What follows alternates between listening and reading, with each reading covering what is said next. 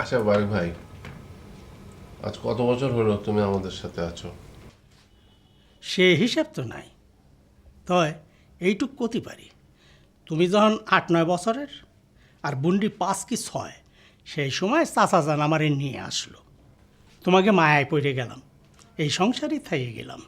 আব্বাজান তো তোমাকে নিজের সন্তানের মতোই দেখতো। তিনি তোমাকে বিয়ে করতেও বলেছিলেন, কিন্তু তুমি তো করলে না। মায়া রে ভাই, মায়া। বিয়ে করলি তো তোমাকে সাইরে চলে যাতি হতো, সে আমি পারতাম না। মায়া জিনিসটা বড়ই কষ্টের, আবার বড়ই আনন্দের। মাহমুদের ছেলেটা মানে নাফিস, এই ছেলেটা কিরকম? কেন, ভালোই তো।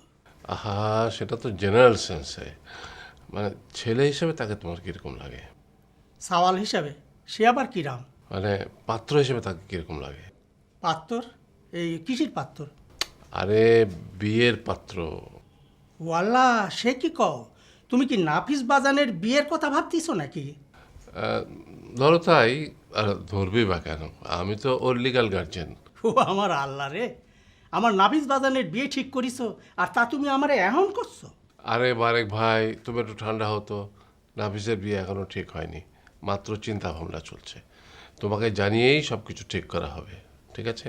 এখন তুমি বলো তো পাত্র হিসেবে কিরকম? পাত্তর মানে বিয়ের পাত্তর তো? তা ধরো এই ১০০-তে ১টা, না না না না ১০০ না, ১,০০০-এ ১টা, না না তাও না, ১,০০,০০০-এ ১টা। থাও। তুমি যেভাবে শুরু করেছো, তাতে তো তুমি কোটিতে গিয়ে থামবে। সেখানেও বোধহয় থামবে না। আর তারপরেও যদি কিছু থাকতো, সেখানে গিয়েও বোধহয় তুমি থামবে না। এ থামবো কেন? আমার নাফিস বাজানের মতো আর একটা ছেলে খুঁজা দাও তো। বুঝতে পেরেছি। ওই নিজেদের ছেলে সম্পর্কে সবারই একই রকম ধারণা হয়। তবে হ্যাঁ, একটা জিনিস বুঝতে পারলাম যে নাফিস যে পছন্দ করার মতো একটা ছেলে, এটা আমি নিশ্চিন্ত হলাম।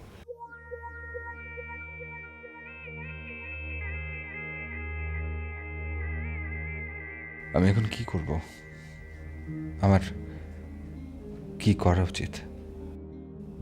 সত্যি কথাটা বলে দেওয়া ভালো, কিন্তু কাকে বলবো? নীরাকে?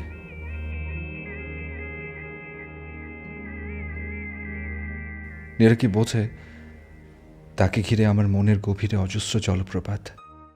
সেই জলপ্রপাতে আমি অবগাহন করি। আচ্ছা, নীরা কি আমাকে পছন্দ করে, ভালোবাসে?